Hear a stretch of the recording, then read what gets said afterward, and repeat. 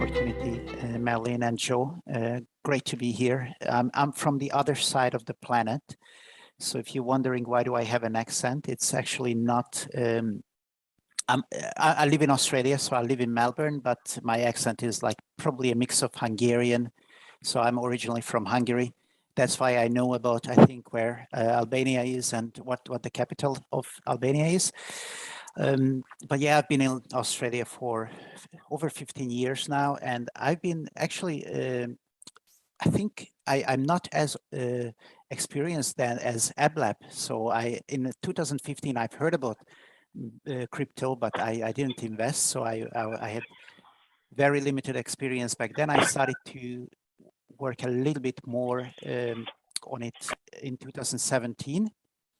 And pretty much I used the lockdown to get full into crypto. So when the whole lockdown started in 2020, I did a lot more. So pretty much not just studied, but also started to share my experience as well. So today it's a quite generic presentation. It's not specifically on metaverse or not specifically on DAOs. I gave a little bit of a clickbait title.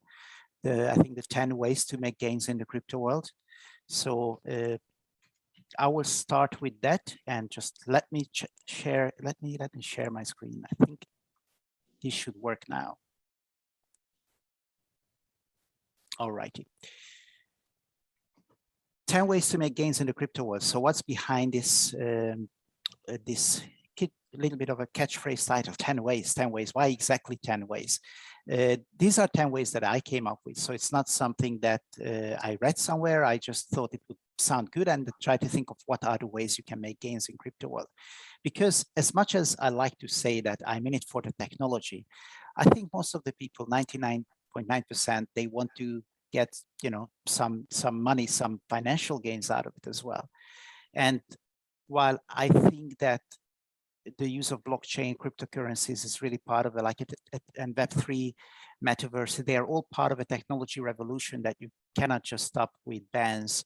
They are, why people are looking into it, because they are, you know, they're looking into to get into a completely new world and maybe make gains out of it. So I collected these 10 ways, and you know, they are not exclusive ways. There might be other ways, and you can go multiple of those ways. But this is my list, and you might disagree, or you might agree, you might add a few more, but I will go through one by one through this. The first one is, I think what most people do is investing and just holding on. And I will go into details, I just list right now, but that's what most people are familiar with. They buy Bitcoin or Ethereum and they hold on and they hope that the price will go up. There are other ways to make gains, and that's with trading. So trading is when you actually buy and sell regularly. That's my definition. So you can say, oh, but investing is like, I don't hold on forever, I will eventually sell. Trading is, what I mean here is more looking into maybe daily or quite frequently selling and buying cryptocurrencies. The third way is when I go into financial applications, and these are things like lending and borrowing, staking and farming, and mostly in the decentralized space. And if you don't know what decentralized or centralized space is, I will talk a little bit more on that slide. The fourth one is participate. Well, if you're familiar with investing in shares, then you have probably heard IPOs. Well, in the crypto world, there are many variations. There are IDOs, IEOs, INOs, ICOs, probably a couple of others. I've heard of IAOs, IBOs. So pretty much an initial offering. You want to get in early before something, just when it's getting listed somewhere, not when it's already established. The fifth one is, of course, what a lot of you are interested in you know, doing gains in NFTs, virtual lands, virtual estates in the metaverse. So I don't have like an overall terminology. I put them into one category. Probably they could be separated into subcategories because they are different, but maybe we can cover that also in the questions. And number 6, and I will cover only the first 6 today, is starting a business. I think, you know, this is a business meetup group, and I think there is never been a better time to start a business in the crypto world than now. These places, despite the crypto market being a little bit bearish, I think the whole industry is booming and it's in its infancy, and it's still great time to get in. The other categories that I probably will not talk about, because otherwise I will never finish and I will just talk on until it's like tomorrow. You can become an influencer, so that quite a few people made gains with becoming a social media influencer or key opinion leader. You can start your own, if you're a developer, if you learn Solidity, I think Ablab mentioned before, you're learning Solidity or Rust or some of the other languages, whether you want to be part of a business or whether you just want to hire your skills, it's a perfectly valid way to make gains in this world.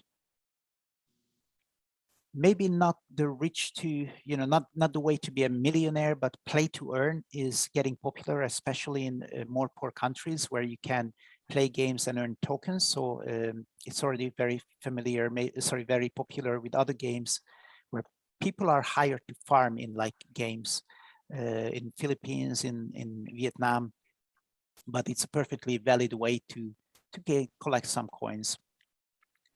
And the last one, unfortunately, this world is a little bit still the Wild West, so please do not travel this road, is the scams and rug pulls. So unfortunately, I have been suffering of a couple of rug pulls, and if you're in this world, nothing looks like it is. So we will have fake Vitalik Buterin's coming up offering you coins.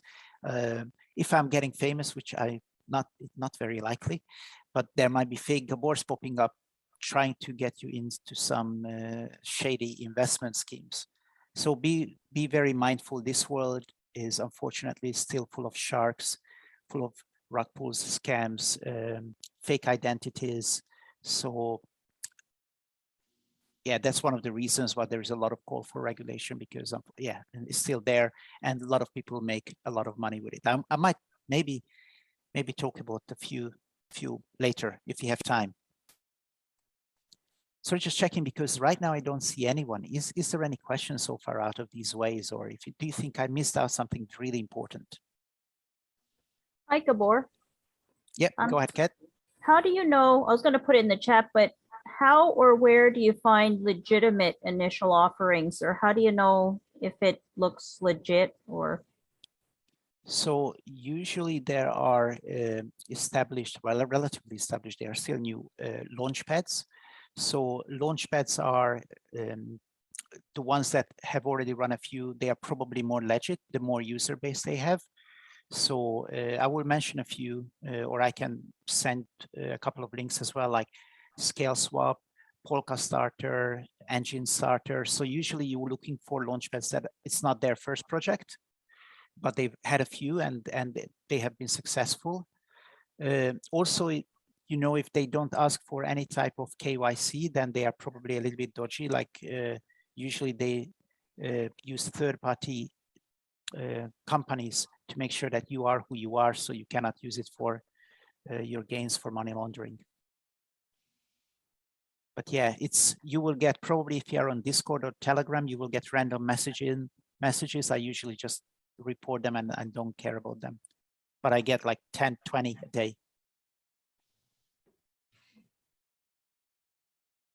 So Gabor, I want to ask a question. Actually, probably can speak, most of people's, heart. So because right now you see, we probably have over 10,000. I mean, big, small, known, unknown, kind of different coins listed. Are they really saying every single coin listed that they finished all the legal paperwork? What I want to know that in the legal entry, who is really regulated and who is really monitoring, and who is going to basically make sure that they can be, if there are any scam, and they can be traced, they can be punished by that. So yeah, very few, like most of the small projects are registered in BVI, like British Virgin Islands, or Gibraltar or Malta. I think some of the bigger ones like in Ireland. So it's very, like, for example, in Australia, it would be very, very difficult to register a business, because I would need to, it's not well regulated. And if I have global customers, how do I deal with that? If I have to have financial services license, it's very difficult to get. It takes like, $100,000, which is about the same as in Canada. It takes a year. So in this space, a lot of people say that way, I want to start up my business. Where do I start it up? In my home country, I don't know Canadian regulations, but in Australia, it's very difficult. So a lot of them are setting it up in, some of the offshore havens. And yes, if you are like, we participated, I'm doing a side business, which I will mention, where the partner was in BVI and they pretty much did not a rug pull, but they took the money and run. They are still there, but it's almost impossible to get money back for the investors. So yeah, that's what I'm saying. It's still the Wild West. All of those 10,000 projects, not all of them will survive. If you know the statistics for startups, probably would be very similar for this. I think a lot of them will disappear and will I invested in coins back in 2017. They are all gone. They went to zero.